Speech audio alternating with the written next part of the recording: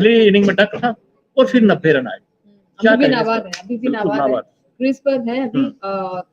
दूसरा दिन जो है वो खत्म हो चुका है, टीम इंडिया 172 पर नॉट आउट है और स्टार्टिंग से ही रिदम पकड़ चुके थे जायसवाल। और बात की जाए केएल राहुल की भी तारीफ करनी बनती है, क्योंकि केएल राहुल ने भी पिछले इनिंग में आई थिंक 21 या 20 रन थे, लेकिन दूसरी इनिंग में कहते हैं ना कि इस पारी को जो है वो बड़ी पारी में तब्दील करने की कोशिश की है। 62 रन नाबाद है, हालांकि इनकी भी ये पारी जो है वो यादगार है। 153 बॉल का सामना किया, 40.52 का स्ट्राइक रेट, 4 चौके इनके बल्ले से आए। लेकिन जायसवाल के स्टैट्स पर एक नजर डालते हैं। चौके की बात की जाए तो उन्होंने भी 2 चौके 7 चौके लगाए और 2 चौके। और केएल राहुल की इसलिए भी हमें तारीफ करनी पड़ेगी, वो फर्स्ट इनिंग में भी I think if I am not wrong 74 ball खेली थी। 74 बॉल पर उन्होंने 37 बनाए थे। वो टेम्परामेंट जो दिखाया था वो 37 कितने इंपॉर्टेंट है इंडिया के लिए, और जो भारत को लीड मिली है ये लीड ना कहीं इस मैच में भाई क्रूशियल साबित होने वाली है। और हालांकि जैसे भारतीय टीम ने आगाज किया सेकंड इनिंग में, तो फर्स्ट इनिंग में इंडिया 150 पर ऑल आउट हो गया था। किसी को उम्मीद ही नहीं थी कि यार वो इंडिया की बैटिंग लाइनअप जो पहले ठेर हो गई थी फर्स्ट इनिंग में, उसके बाद अब सेकंड इनिंग में तो बिल्कुल ही ये तो पूरा मोमेंटम पूरा चेंज कर दिया। क्या स्टारक, क्या पैट कमिंस, क्या हैजलवुड, क्या नाथन लियोन, जो भी आ रहे थे हर किसी के ऊपर अटैक कर रहे थे।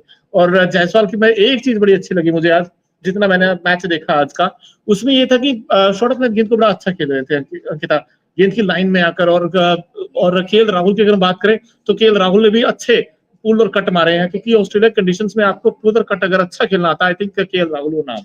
बिल्कुल केएल राहुल वो नाम है। और स्टार्टिंग में हमने देखा था कि जहां पर फास्ट बॉलर्स को पैट कमिंस ने बॉलिंग करवाई, चाहे वो मिचेल यहाँ पर स्टार्क हो, बार बार हम कह रहे थे कि उनसे बॉलिंग करवाई जा रही थी, लेकिन बावजूद उनको विकेट नहीं मिल रही थी। तो यहाँ पर हम कहते हैं ना, नाथन को लेके आए थे, एक ही स्पिनर्स आएगा शायद उनके सामने जो है वो जायसवाल थोड़े से महंगे साबित होंगे, थोड़े से हम कहते हैं ना कि उनको दिक्कतें होंगी बैटिंग करने पे, लेकिन वहां पर भी अच्छी सूझबूझ केएल राहुल थी। और आई थिंक सीनियर प्लेयर्स ने समझाया भी होगा कि आपको कैसे उनके सामने बल्लेबाजी करनी है, और उसी का फायदा यहाँ पर जायसवाल ने उठाया भी।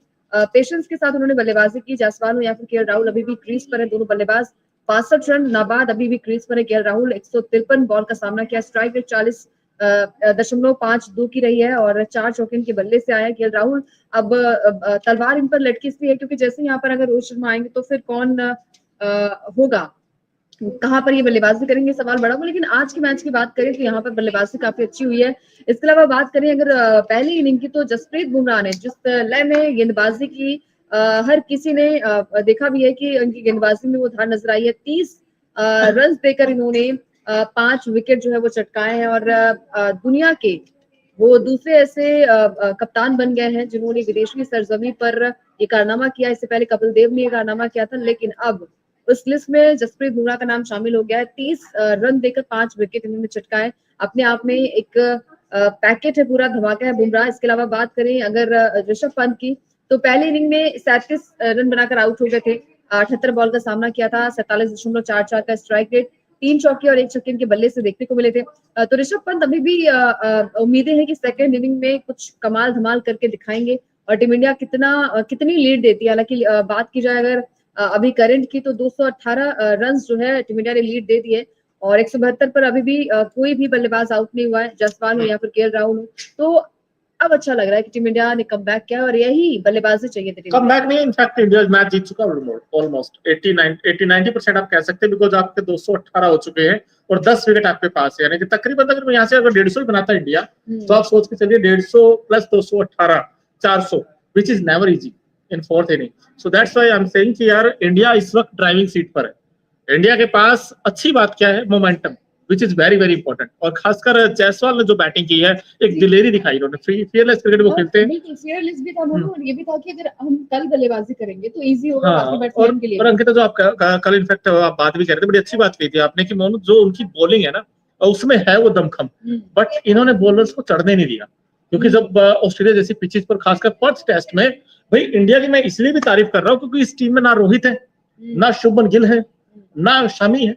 उसके बावजूद भी अगर आपने फर्स्ट टेस्ट में ऑस्ट्रेलिया को उठा के बाहर कर दिया, इस मैच से बाहर ही कर दिया ऑस्ट्रेलिया, बाहर ही कर दिया। क्योंकि चाहे वो स्टार्क हो, चाहे वो कमिंस हो, चाहे वो मिचेल मार्श हो, चाहे वो लाबुशेन हो, चाहे वो आपके नॉर्थन हो, हर कोई यहाँ पर, क्योंकि कप्तान पैट कमिंस पे बार बार रोटेशन कर रहे थे, क्योंकि जब ये देख रहे थे मिचेल स्टार्क को ये आसानी से खेल रहे हैं, तो जायसवाल के सामने नॉर्थन को लेकर आए थे कि स्पिनर्स के सामने थोड़े से टैकल होंगे, थोड़े से दिक्कतें होंगी, लेकिन उन्हें भी उन्होंने अच्छे तरीके से, हम कहते हैं ना कि भले मेडल चल रहा है ओवर, बहुत जल्दबाजी करके उन्होंने बल्लेबाजी नहीं किया, तो ये चीजें अच्छी है, टीम इंडिया के फेवर में रही है। और आज का दिन, क्योंकि देखिए जैसे मोनू ने कहा कि 90% जो है वो मैच हमारे नाम हो चुका है, क्योंकि अभी भी क्रीज पर 2 बल्लेबाज है, 10 विकेट अभी भी हमारे हाथ पर है, तो कहीं ना कहीं टीम इंडिया के अंदर वो कॉन्फिडेंस भी रहेगा। अगर कल आते हैं आपके देवदत्त पडिक्कल, विराट कोहली, तो एक अच्छी साझेदारी उनके बीच में भी हो सकती है, क्योंकि वो प्रेशर नहीं है। आपने 200 की लीड ले ली है, 218 की लीड अभी ले ली है, तो आप पे वो प्रेशर नहीं है, प्रेशर जो है वो सामने वाली टीम पर है। तो देखिए जायसवाल की तारीफ करनी बनती है, 10 रन मात्र दूर है अपने शतक से। अब देखना दिलचस्प होगा कि क्या कल शतकीय पारी आती है जायसवाल के बल्ले से, क्या केएल राहुल जो है वो क्रीज पर रहेंगे, सवाल बड़ा है। बिल्कुल, लेकिन आज ये हाँ, मुस्कान हमारी और मोरू की ये बयां कर रही है कि टीम इंडिया ऐसी बल्लेबाजी करती रहे, तो हम दिल खुश कर बात करते रहे। मैं चाहता हूँ हम कुछ कमेंट्स भी लेने की कोशिश करते हैं एक एक करके। और यहाँ पर जो भारतीय टीम की अंकिता बात कर रही थी, भाई बुमराह ने मैच बना दिया इंडिया के लिए, और इन दोनों खिलाड़ियों ने भाई क्या खेला ये सेशन, दोनों ने खेला तगड़ा, और अब कंगारुओं को रगड़ा है इस मैच में, क्योंकि जो गेंदबाज जो भी आ रहा था बस पीटने के लिए आ रहा था। इन्होंने मन बना रखा था जो भी आएगा हम उसको धुनाई करेंगे, चाहे तेज गेंदबाज हो। इनफैक्ट जब दोनों की पिटाई हुई थी, दोनों एंड से हुई थी, एक शुरू में उन्होंने प्रेशर जरूर बनाया था, और पूरा गेंद आपको पता है कि थोड़ा सा हार्ड उसका साइनिंग होता है, तो गेंद पड़ने के बाद थोड़ा चढ़ता है, बट जैसे जैसे वो साइनिंग कम होती है उसके बाद फिर शॉट लगाना बड़ा आसान हो जाता है। और उसके बाद तो फिर धूप निकली हुई थी, और दोनों बल्लेबाजों ने जिस लय में आकर बैटिंग की है, इन्होंने दिखाया कि यार इनमें वो दमखम है, इनमें वो स्पार्क है। और थोड़ी सी मुझे दिक्कत ये है कि इंडिया अगर मान लीजिए अगले टेस्ट में, क्योंकि अब इंडिया का मोमेंटम बन चुका है, दोनों का लेफ्ट राइट कॉम्बिनेशन है, और केएल राहुल अच्छा खेले, जायसवाल अच्छा खेले, रोहित जब आएंगे टीम में, क्या वो ओपन ही करेंगे अंकिता? क्योंकि मैं ये चाहता हूँ कि वो ओपन ना करें, ये अपनी मेरी सोच है। ये मैं I could be wrong, but मैं ये चाहता हूँ कि आप उन्हें फिर कहां पर बल्लेबाजी कराएंगे, नंबर 6 नंबर 7 पर? नहीं, देखो, 2 चेंजेस होने स्वाभाविक है, एक है रोहित, दूसरा है गिल, दोनों बाहर कौन जाएंगे? एक है पडिक्कल, दूसरा जुरेल। बट मैं ये चाहता हूँ कि रोहित अगर नंबर 5-6 तक भी बैटिंग करते हैं तो कोई नुकसान नहीं है, बिकॉज मैं बता रहा हूँ रीजन क्या है। एक तो कि रोहित की फॉर्म नहीं है, ठीक है, इन दोनों की जब आपके पास फॉर्म है, दोनों जब रन बना रहे हैं, भाई आपके लिए गोल क्या है इस वक्त?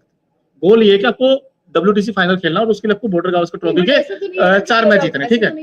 राहुल जो है वो नंबर 4 नंबर 5 पर नहीं बल्लेबाजी कर पाते, शायद वो फ्लो ना बन पाए जो अभी बना हुआ है। हमेशा करते हैं, देखिए फॉर्म तो यार, क्योंकि केएल राहुल का भी ऐसा है ना अंकिता, देखिए फॉर्म तो डिपेंड करता है कि पिच को आपने कैसे पढ़ा है, पिच पर आपने कितनी देर अपना समय बिताया, ये भी मैटर करता है। बट आई थिंक अगर राहुल रोहित आते हैं तो मेरे हिसाब से वो ओपन ही करेंगे जायसवाल के साथ, क्योंकि वो ट्यूनिंग जो है वो बन गई है। नहीं, वो आपकी अलग चीज है, बट मैं भी बता सकते हैं कि आप भी बताना दोस्त, ये बड़ा इंटरेस्टिंग किस्सा बन गया है। राहुल को बाहर का रास्ता दिखाया जाएगा क्या? नहीं, बाहर नहीं कह रहा मैं ये कह रहा हूँ कि जो नई गेंद सरवाइव कर ले, भाई सबसे बड़ा चैलेंज क्या होता है ओजीज पिचेस पर, चाहे पर्थ हो, एडिलेड हो, और खासकर पर्थ में जहां पर पेसी बाउंस है, और हमने देखा रोहित का फॉर्म नहीं उस तरीके का। तो मैं ये कह रहा हूँ कि जब केएल राहुल और जायसवाल जब आपके लिए अच्छा कर ही रहे हैं, तो क्यों ना उसी मोमेंटम के साथ, उसी फ्लो के साथ वो सेकंड टेस्ट में बैटिंग करें, ये मेरी खुद की राय है।